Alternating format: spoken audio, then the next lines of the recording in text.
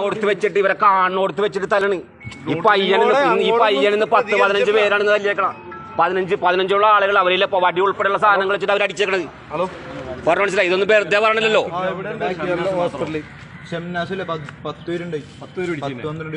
ഇവിടെ CPM-ന്റെ area secretary അതേപോലെ തന്നെ MLA ഉൾപ്പെടെയുള്ള ആളുകൾ ഈ വളം വെച്ചിട്ടാണ് ഈ ഗുണ്ടകളെ ഈ കൊച്ചിൻ കോളേജിൽ വളർത്തുന്നത്.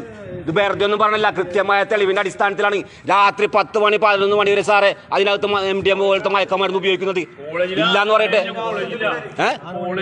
ആര് പറഞ്ഞു? 10 മണിക്ക് അവിടെ അതിന്റെ അകത്ത് നമ്മൾ കാണിച്ചിട്ടെ. 10 മണിക്ക് രാത്രി 10 മണിക്ക്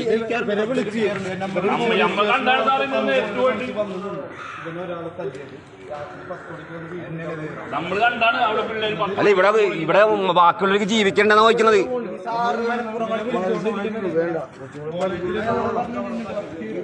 ഇന്ന് 10-20ഓളം ഗുണ്ടകൾ ചേർന്നിട്ടാണ് ആ പയ്യനെ കൊച്ചിൻ കോളേജിൽ മർദ്ദിച്ച് ഔഷധാക്കി ഇന്ന് കരിൽപ്പടി ആശുപത്രിയിൽ കൊണ്ടുവന്നിരിക്കുകയാണ്.